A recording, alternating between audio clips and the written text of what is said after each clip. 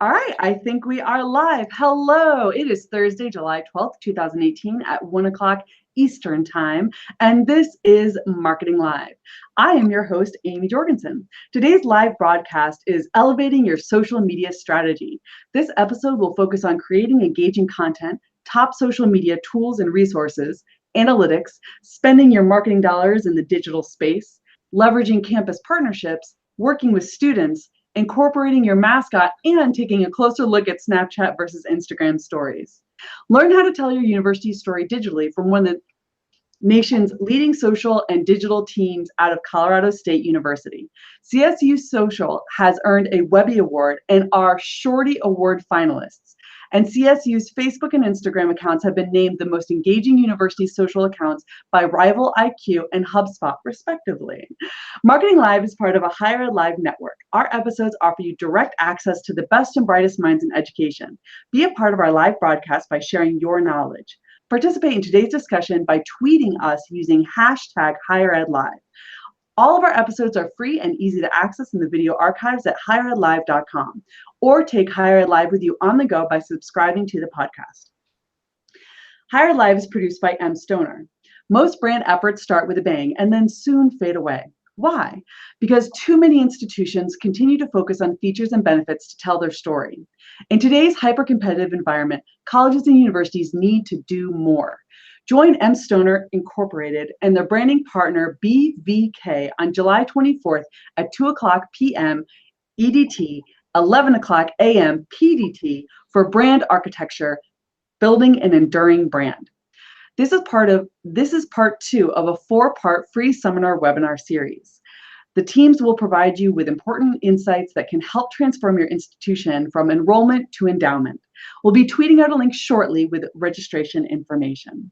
I'd like to welcome our 2 guests today. We have Kimberly Stern, the Director of Social and Digital Media at Colorado State University. Welcome, Kimberly.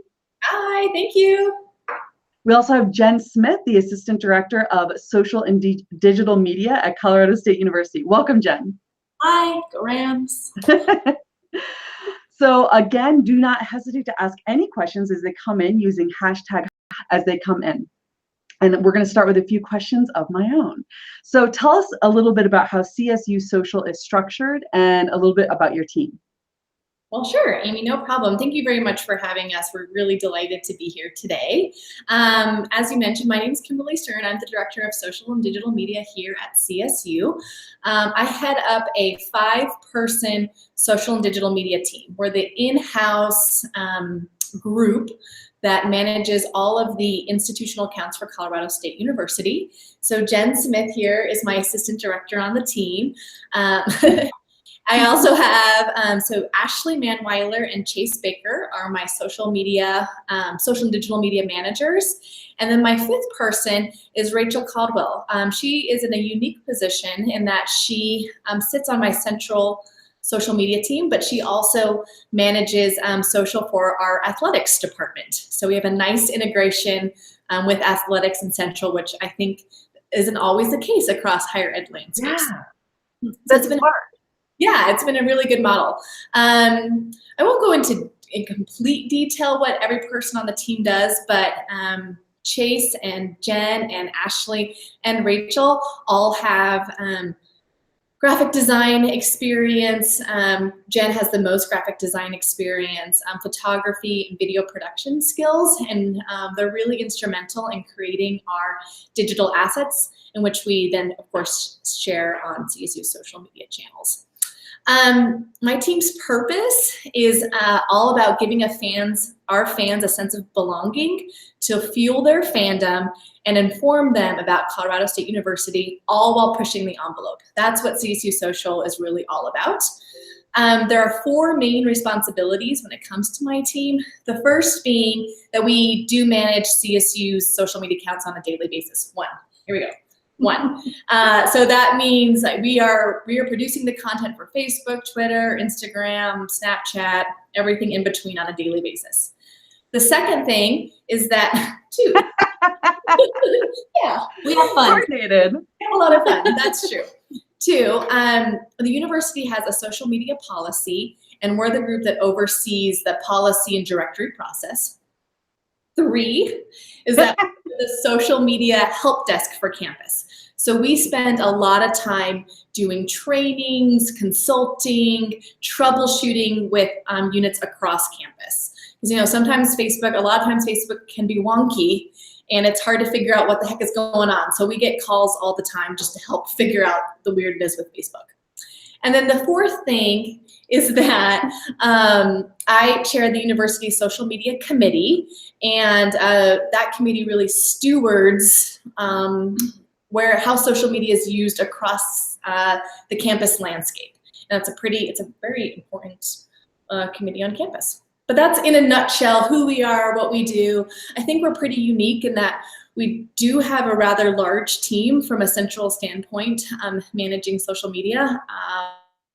I can tell you that it's made a difference, and what we've been able to do is to have the human resources and really the creativity that also inspires our strategy to really blossom social media here at Colorado State University.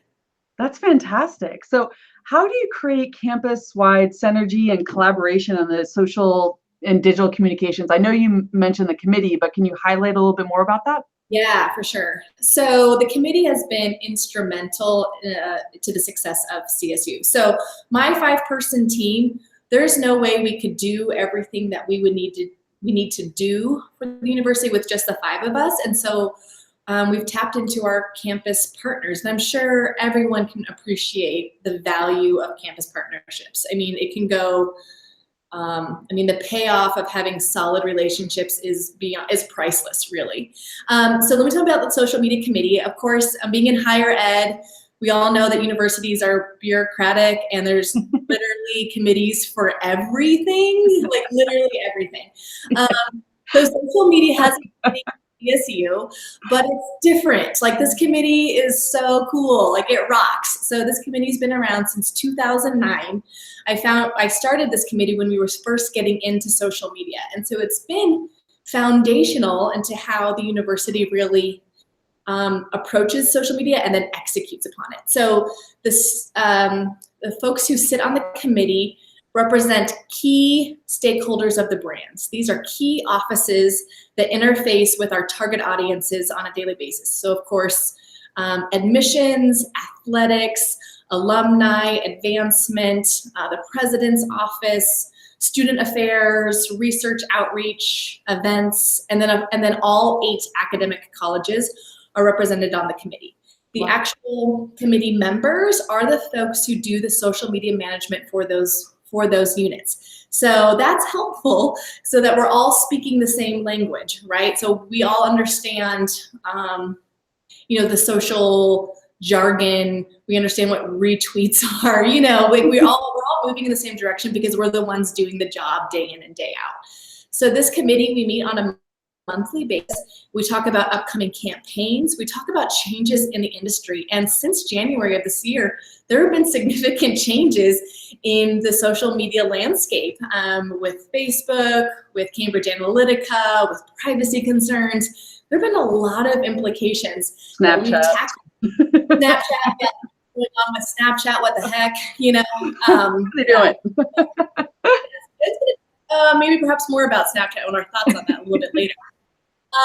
But we talk about that as a committee so that we're all on the same footing. We all have an understanding of where we need to go next. We also talk about, so what's happening in the industry, but then also just challenges in our day-to-day management so that we can help troubleshoot with each other and really get better, so we can really be moving in the same direction, using the same hashtag. We all know how important that is for campaigns, just to be speaking the same language. But it's a great group. Do you have anything else? Yeah, and plus I think one other helpful thing about the social media committee is that sometimes when you're a one-man band and you're running the social for your unit or division, you don't really have access to another creative pool who really kind of speak your language. So by coming together as a group, we all brainstorm together. We designate part of the meeting time at the end to talk about upcoming projects, and if anybody has any creative ideas about how to help. We also don't just talk about the things that work, we talk about the things that don't work. So we talk about our fails sometimes just as often as we talk about our successes. And I think that by understanding your failures, it can help you move better towards success in the future. Amen, girl. So you talked a little bit about your campaigns. So what kind of tips do you have for creating engaging content, and what are some examples? Well, so I'm going to talk a little bit about how CSU social media approaches our creating engaging content. So for us, we have 4 tactics that we use when we communicate with our audiences. And the first one is to be brief. So this one can be a challenge because the internet is a really busy place, as we all know. We're constantly shifting back and forth, absorbing information. We're disregarding other information. And there's a scientific term that actually applies to this. It's called cognitive load. And so it's almost like when you're running your laptop and you have too many programs open at once, your laptop slows down because it's a high cognitive load. It's the same for when you browse the internet. You know, you're seeing all kinds of stuff, and if it's overwhelming, people just aren't going to pay attention. That's why on Instagram, we do not post any photos to our Instagram feed that have a lot of text, because it's too much of a cognitive overload for that platform. People don't want to be reading text on Instagram. They just want to see pretty pictures. And like no graphics. And right. Food and dogs. So being brief is very important. We sometimes, I mean, we looked back at some of our posts last year, and the majority of our posts had like 8 words. So keeping it brief, trying to keep it succinct, that's really important. The second tactic that we use is to be relevant. There are a lot of different voices on the internet, and they can be really, really loud. So sometimes the internet feeds can sound like people are shouting. So one thing that we see on social media is what we like to call grammatical antibiotics. And some people rely on exclamation marks or all caps to try to their message because they think it's going to call attention to their posts. Pro tip, don't do this. Why are you yelling at me? Over time, in the same way that antibiotics builds up resistance and starts working, so do exclamation marks and all caps. So be intentional about when you're using all caps. I mean, because it's okay to do it sometimes. It's okay to use an exclamation mark sometimes, just not all the time. Unless maybe it's soccer, like the World Cup, I feel like when you say goal, if it's not in all caps and it has 1,000 exclamation points, you're doing it wrong, right? Like that's the one exception. That's the one exception. Also, like single O's. Yeah. Ooh, yeah. Another way here at CSU that we try to stay relevant is that we target specific social groups. So people are looking to craft their identities online, and audiences are identifying more and more with different social groups.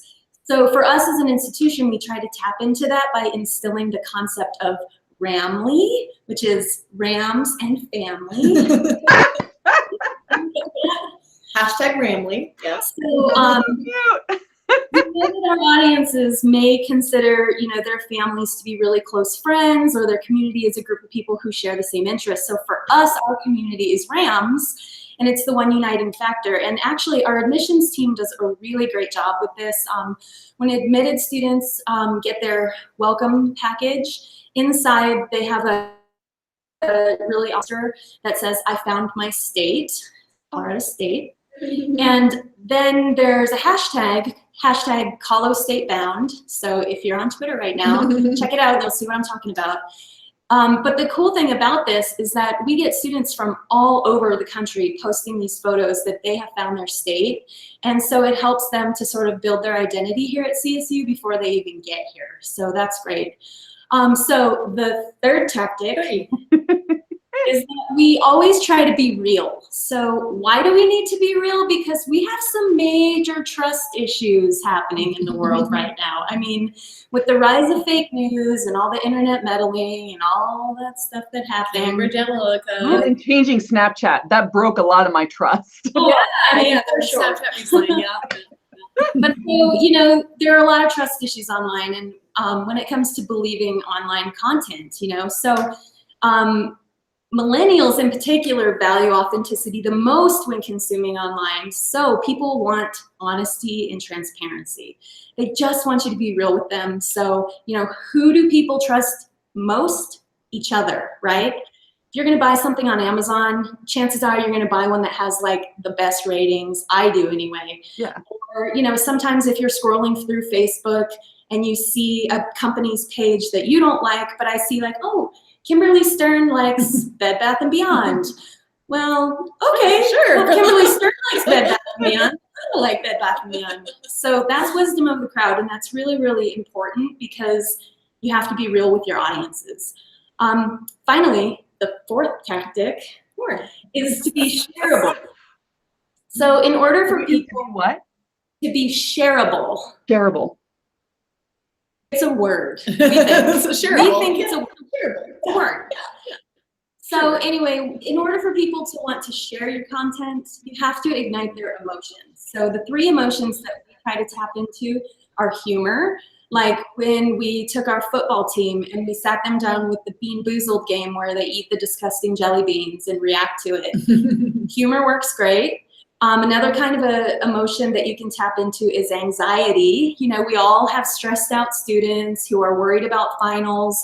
So we gathered a couple students. We got a whole litter of really cute, tiny little puppies, and we just didn't tell the students why we had them in there, and we surprised them by bringing in like 2 puppies at a time, and then they ended up with like armfuls of puppies.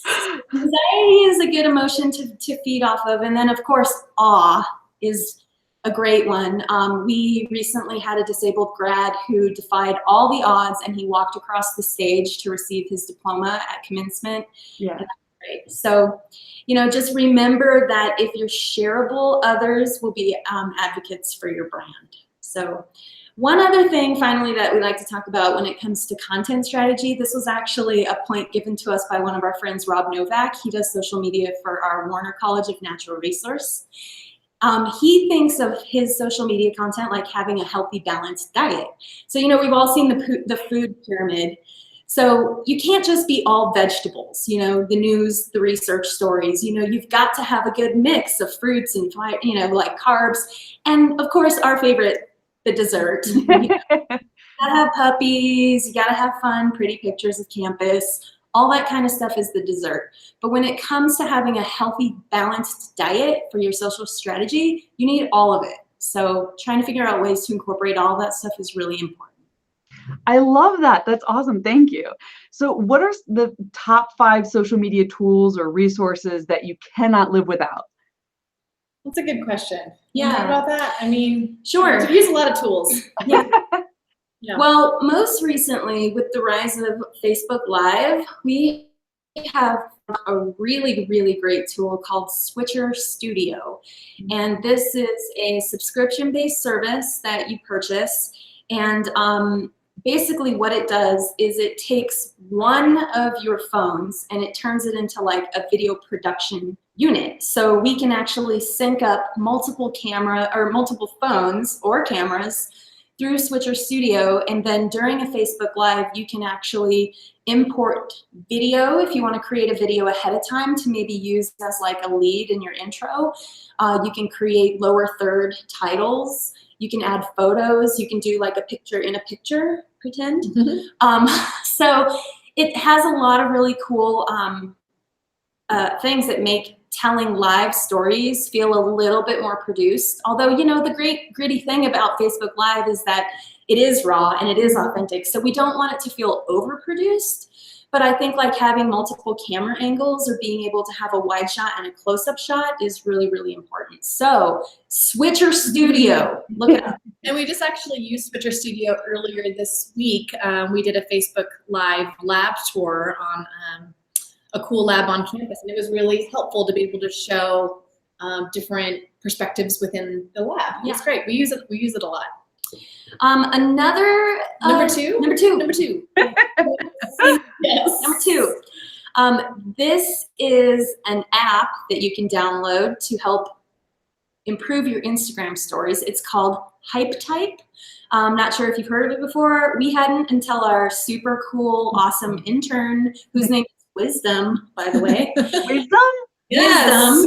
I'd have to listen to whatever he said. Me too. I was like, you're hired. Just anyway, he told us about HypeType. HypeType is basically an app where you can upload your video and it can add moving animated text and music.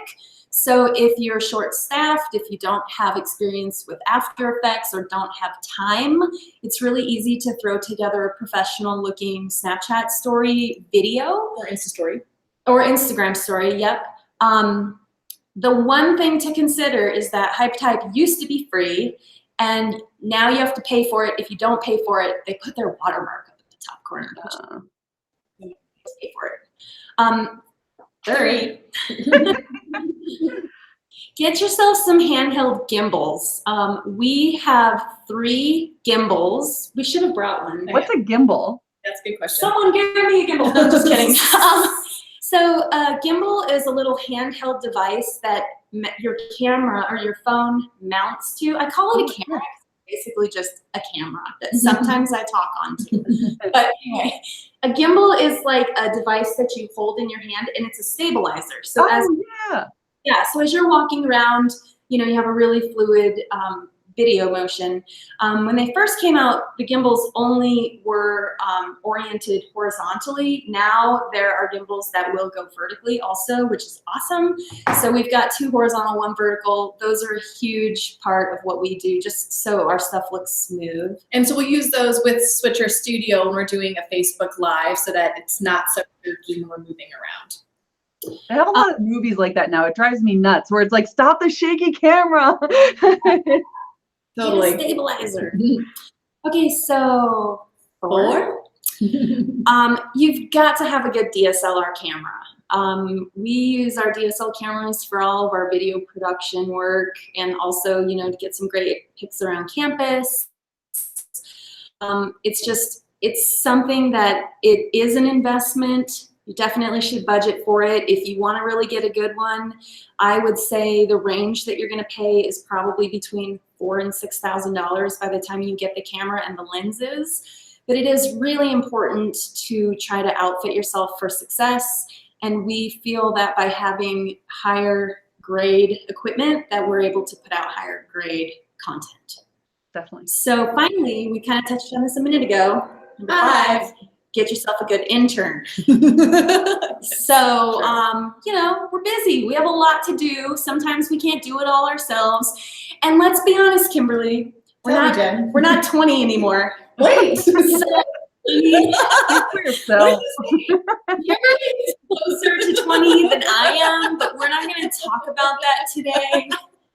So anyway, having an intern is nice for several reasons, because they can help you when you're busy and you're overloaded. Chances are sometimes today they might be more creative than you. Yeah. I'm not saying that that's the case at CSU Social, but it might be, but it might not be. But also, they speak the language, they're out on campus every day, they're in the groove, they're in the flow, like they know what resonates with other students. So we've gotten like some of our really creative captions from Wisdom, our awesome intern. So yeah, I would say that those are 5 tips to help you with your social media strategy. I love that. I do have to say that my intern this morning told me that Janet Jackson was old school. And I was like, what? We're fighting right now. He's like, well, that's like old music. I'm like, okay, that's Miss Jackson, okay? Because you're nasty. I don't want to hear this right now. And he's like, I have no idea what you're referencing. I'm like, I'm apparently really old. So thank you for keeping me on the cup of things. Oh man, it's just brutal. They can be brutal sometimes. Well, I'm the old lady on our team, like head and shoulders. So I just embrace that I am the old one. Stop. I'm with you, girl. All right, so let's talk a little bit about social media analytics. What are some of the key ones that you guys look at? Yeah, that's a great question, Amy. And I think we could spend a lot of time talking about analytics, but I'll tell you a little bit about how we approach analytics at CSU. My team firmly believes that analytic collection and then analyzing the analytics is really valuable because this data and what you've synthesized from it informs our strategy moving forward, so that we're not in the dark, just blindly moving ahead. We really have what's going on? We have a solid foundation from which to move forward. So on my team, Chase Baker is our analytics guru. He's the guy who on a monthly basis records all of our data, and then he creates on a monthly basis reports, and he shares that with the team. We share that with the social media committee. We also share that water hydration. It's good. Yeah. We share this report with leadership within our division to help people understand what's happening with social media, what content is performing really well, and how are we going to move forward.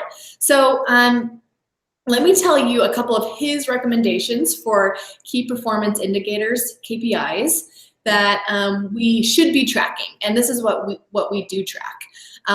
We look at it in 3 different categories. Man, we were like on the theme. So the first theme, number 1, reach metrics. Okay, so these are the stats that include people reached on any platform, your growth rate, and then some demographics. So your reach metrics is really going to tell you who is your audience and whether that audience is growing.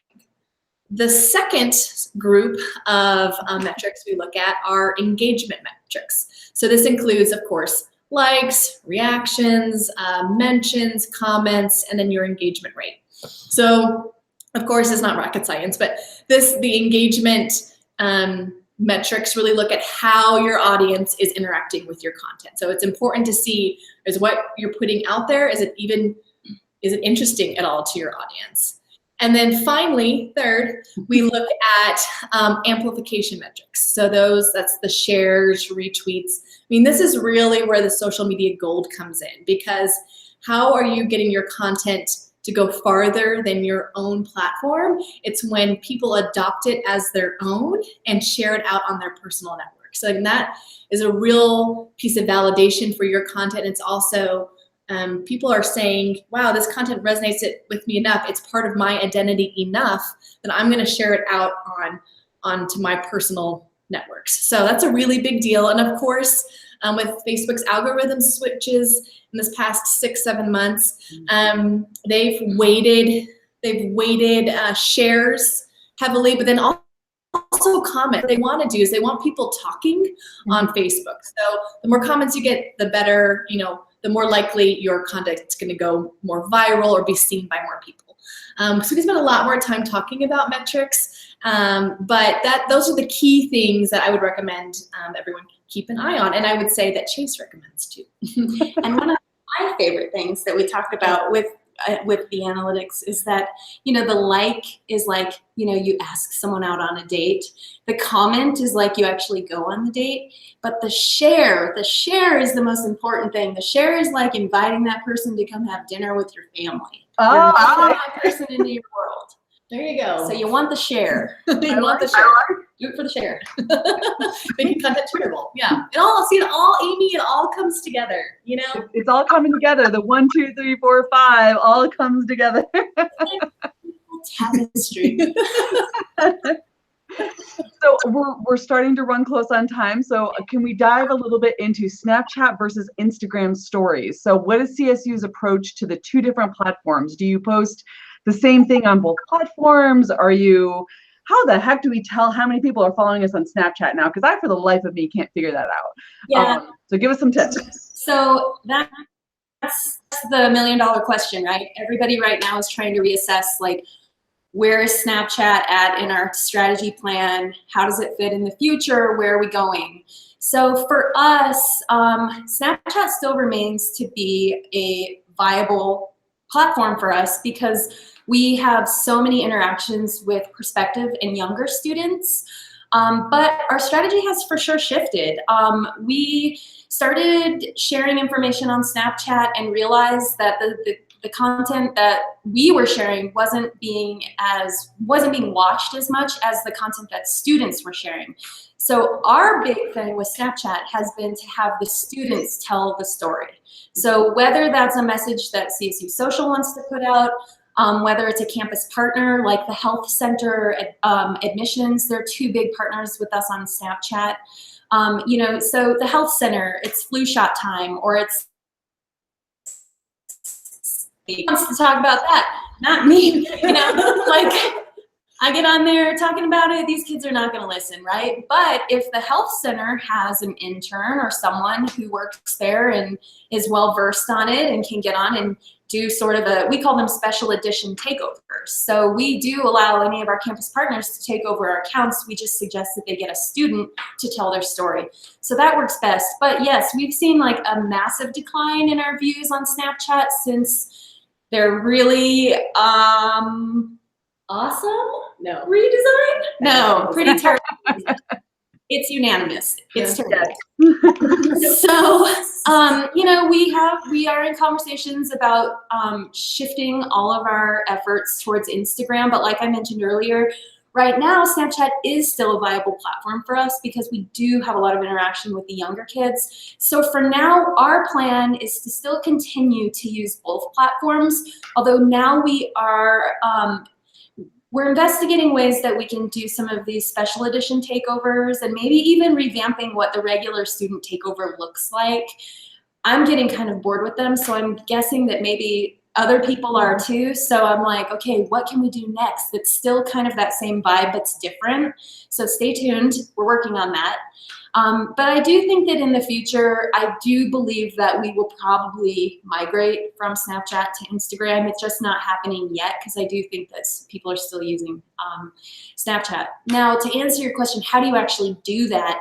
That's the tricky thing because it's like, Facebook and Instagram and Twitter, those are our like three big bread and butter accounts. You just don't want to like give the keys to the car to anybody. You know what I mean? Like they have to pass driver's ed. They have to like have a good driving record. You just can't trust anybody to do that. So it is a little bit scary because if someone's going to be taking over your Instagram story, they also have access to your entire Instagram account. So one thing here at Colorado State that we have is a student-run Instagram page called Proud to Be. So each student takes over and posts for a whole week photos in their lives. And we're going to start incorporating some of our takeovers there first to see how it goes. And if that goes well, we will consider transitioning that into our regular Instagram account. But for now, what we're going to do is we're going to lean on those campus partner relationships that we have that are really trustworthy with these special edition takeovers. So, the health center, if they want to tell their story about the flu shot, yes, absolutely. Find your student, we'll send them the takeover guidelines and we'll allow them to do that on our Instagram stories. And then I think as soon as, everything sort of gets into a good groove and we start feeling more comfortable, we'll probably take another look at allowing regular student takeovers on Instagram, but we're not there yet, but we will be. So. That's excellent. And yeah. It's surprising how many students are coming to orientation and they're saying that they're not on Snapchat anymore because they're so aggravated with the new redone. They're like, I'll follow you on Instagram. I'm like, okay, that works too. Just engage.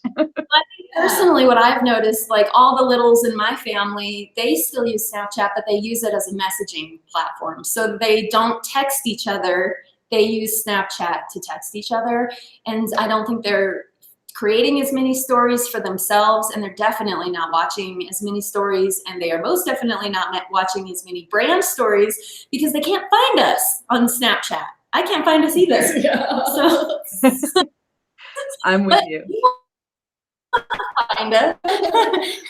You can follow us at Colorado State. Shameless plug.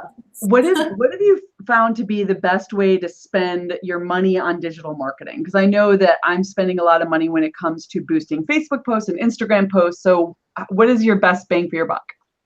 Yeah, Amy, we're in the same boat there because that's where we spend our money too. It's been on Facebook, Instagram, and then we've had some significant spends on Snapchat geofilters. In the past years, I'm not sure it's going to be as big this year, but for commencement, orientation, we've done special geofilters. But I guess I would have to say, I don't know if you have experienced as well, but I've been actually pleased with the performance of boosted posts on Facebook and on Instagram. I see when I put the money towards influencing a target audience, those, Facebook and Instagram will deliver that message to that audience. So in that respect, I've been really happy with that. I can tell you, it's helpful if you can identify targeted groups that you want to influence with your social and digital media spend. For us, we spend, and I'm sure with other higher ed marketing groups, we spend money on recruiting students. So doing prospective students, we boost posts, targeting high schoolers on Instagram, right? So in that space. And then we use Facebook more to target parents of high schoolers, right? So we want to tell them about, in a sort of subtle way of CSU is a great place to send your student, but not like so obviously. Really. Right, exactly. But we do, that's where we place ads, is to influence parents of high school students. And then we also spend money to boost posts to our own fans, people who like Colorado State University, because it's harder and harder to get organic reach, right, on social media and particularly on Facebook. And so we want to make sure that the very best content that we put out on our Facebook page, our fans actually see. So, because we've also found, our fans are our best brand advocates. Mm-hmm. So they're already proud to be part of our community. If they see a piece of content that resonates with them, they're more likely to share than someone that really doesn't have any affinity to the university. And so we've actually gotten the most bang out of our buck, is letting our own audience, our own fans know the cool things that we're doing, and then they take care. Wonderful. That's great. So how can we incorporate our mascot authentically and without it looking too cheesy? Oh, yeah. That's a tough one. That's a tough one. I think first it starts, you need to have a cool mascot. No, I'm just kidding. No, really, it starts by going back to those relationships that Kimberly talked about in the beginning. Having the alumni social media people on our social media committee is helpful, because our alumni association is in charge of we have two different kinds of rams here at CSU. So our mascot is Cam the Ram, and we have a two-legged, which is our, animal, like the one that goes to the spirit football games, Okay. In a costume. Yeah. Gotcha. And we've got our four-legged Cam, who's actually like the real ram who lives on a farm and is managed by the Alumni Association. And there's also a student group called the Ram Handlers. It's a volunteer group of kids. They're the best. I mean, we are an agricultural college, so we've got a lot of kids who are interested in that. And so we have a great group of Ram handlers, but I think the key is those relationships and those connections that we've built. So, we have pretty easy access to Cam when we want to use him, and that's, I think, one of the hardest things. So, having those relationships on campus is important. Also, we have one member of our team here who specifically manages Cam's sites. Cam does have Facebook, Instagram, Snapchat. Yeah. And one active goat. Active ram. He's not a goat unless you're referring to him as the greatest of all time, in which yes. You're right. See, she got me. You got me. I think too, talking about how to make it not cheesy, we actually have developed, that's part of figuring out your social strategy from the beginning, right? Is to figure out what's your voice, what's your tone. And so the voice for Cam the Ram has a different voice and tone than the voice of CSU, the institution. Does he baa a lot?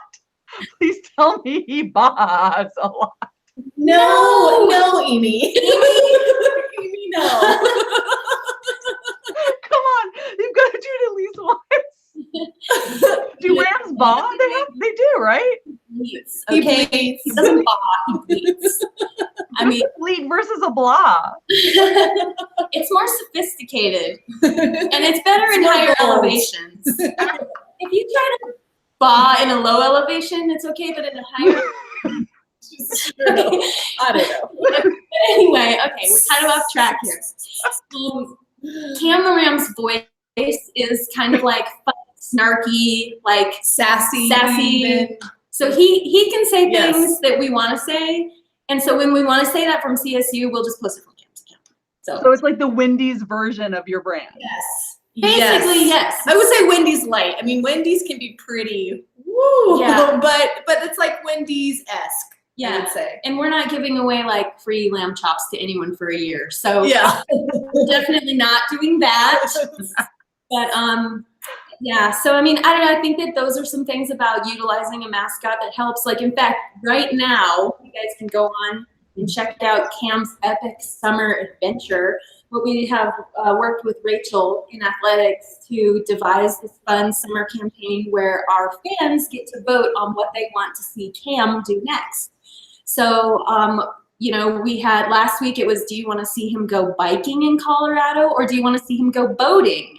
And our fans voted to see him boat. So you can see some of these assets if you go look at Cam's pages. It's CSU Cam the Ram is his handle on most platforms. And then at the end of the summer, there's 4 different dates where people can vote on what they want to see him do. So this is fun for several reasons. Number one, it's kind of slow in the summertime. So, you know, we have a little bit more time to do fun, whimsical things. And number 2, like, what fun fan engagement, you know, to like let your fans actually get to decide what they want to see Cam do next. And anyway, so we just had our vote yesterday.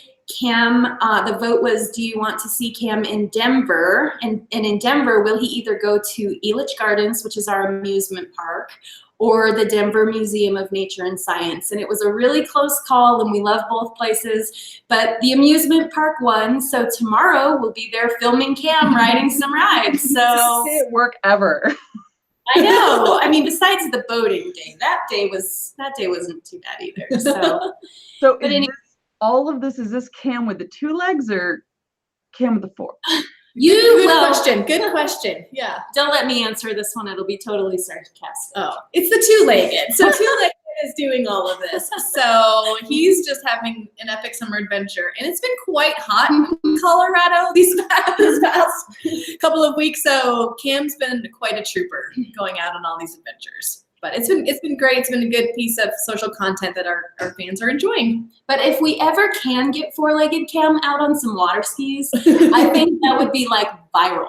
We would win the internet. That's true. Send you some money right now, girl. Get it happening. Start a GoFundMe. We'll need to build GoFundMe. The Ram needs to go skiing. The Ram needs to go skateboarding. Yes, exactly. So I do have a question from Hannah. Do you have any tips on keeping up with analytics with a team of 1? Oh, yeah.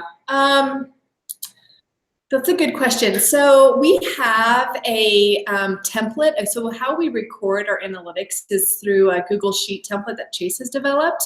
And so what he does is just on a monthly basis, he'll just plug in those numbers for each platform. And that's just been it's been a way for him to organize the data collection. But then from there, you can also see trends. You can run programs within Google Sheets to see growth. You could see, you know, your most popular content or you've reached the most people this month. You can run formulas. So if you're interested, definitely you can tweet me. I'm at Kimberly L. Stern, all one, and I'd be happy to send you a link to the template because we have that template here at CSU where we share that, you know, whoever is interested. Sharing is caring. Sharing is caring. That's how we feel. It's true. It's a good question, Hannah. It is hard, but that same template is what our social media committee uses as well, and they're also one-man shops for them, one man or woman shops part. And they found it to be, once you get into the routine of this data collection, you can do it in 10, 15 minutes. It's not that big of a deal. And I think one other thing too is don't just collect the data, like actually make time to analyze it and take a look at it. One thing that Chase does here is he puts together these monthly analytic reports where we pull just very simplistic information, and they're very simple looking, but it's super easy to see. Like, okay, here were our top 3 Facebook posts. Here are our top 3 this, our top 3 that. And we not only look at the things that perform the best, but we also look at the things that perform the worst. So we know, like, okay, this was our lowest post on Instagram this week, and why, and how do we avoid that in the future? So it's not just collecting the data, but it's also just taking some time to really understand it too. Yeah, I know that I've used later.com. You do have to pay for it, but it gives you really quick analytics. And then there's a site you go on and you schedule everything through, and it gives really good analytics. My brain just stopped right now. But if I think of it, I'll tweet it out so that way you can check it out, Hannah. And exactly with what Jen was saying, I do a quarterly report. So it's like, here's some highlights from the semester, because I just don't have time to do a semester report or a monthly report or a weekly one. But, constantly looking at it, like while you're waiting before a meeting, look on your phone. There's a Facebook analytics app that you can check out. There's that just directly go into the platforms. On Instagram, you now can check out those analytics. And so just kind of be looking at it as you're waiting and in between things, to kind of keep a constant pulse. But I think the monthly reports are a fantastic idea. So we do have one more question from Hannah, and then I think we're going to finish with this. So what do you think of IGTV? Hannah, that's a good question. So we're actually right in the middle of our summer strategy sessions. So each summer we take some time as a team to really sit down and dive into looking at new media, new trends, new additions to current platforms. And that's actually something that we have coming up on our plates for one of our upcoming strategy sessions. So at CSU, we haven't done anything with it yet, but that's probably going to change. So I guess stay tuned. I don't really know what else to say about that. Yeah, I mean, it'll be really interesting to see if Instagram, if that takes the place of stories. Yeah. So like if IGTV just becomes stories versus having like stories, and then you have highlights, and then you have IGTV. I'm not exactly sure. I am interested in exploring the idea of episodic content that could live on IGTV, so that it's more of this idea of content as a destination. But that would take a lot of planning, of course, to execute. But I think there's potential there. They're trying to compete with YouTube. I think that there is a lot of potential. We just don't know yet. But you're on it. That's awesome that you're thinking about that too. And thanks for both of our questions. Yes, thanks, Hannah. And hopefully it's more popular than the Snapchat goggles, because they're making some bad decisions. Totally. Like that just totally failed. We're proud to say we didn't even go there. Well, and Hannah, I did think of the other platform. It's Hootsuite. So if you go on Hootsuite, you can get custom reports done every month. It'll automatically email it to you. I think you might have to pay for that option, but it'll go through all of your different channels, not Snapchat because they don't allow API integration, but most of your other channels, they can go through and let you know what's going on. So well, I would like to thank you. Oh, I'm sorry. I'm so sorry. I just wanted to say one last thing is that we really love to share information, and we constantly get emails and questions from other people. Today, I'm going to tweet out the handles from everybody on our team. So if anybody has some specific analytics questions, feel free to tweet Chase. Have any questions about mascots and managing them on social, feel free to tweet Ashley. Otherwise, Kimberly and I are always available to help and to answer questions and to share resources. That's kind of what we like to try to do. And we have a blog. So if you're interested in learning more about us, it's social.colostate.edu. We blog on a monthly basis about all things good, bad, ugly. And in case you missed that, it's social.colostate.edu. But I have to share with you guys, I know you'll look at this later, but we do have a tweet from Jonathan Gabriel that I think is one of the nicest things I've read on Higher Ed Live's, the Twitter. It says, "This Higher Ed Live reminds me of why I love HESM. We're all fun, creative people. Seeing these people makes me feel less alone." Oh, Jonathan, I'm so glad you're watching. We love Jonathan. Hi. So love to Jonathan. All right, great. Well, I want to thank you, Kimberly and Jen, for joining us today. You guys are absolutely hilarious. I had so much fun today. Yeah, And not at thank all. you. And thank you always to our program sponsor, M. Stoner. And to everyone watching, have a great day. Bye. Thanks, Amy. Bye, everyone.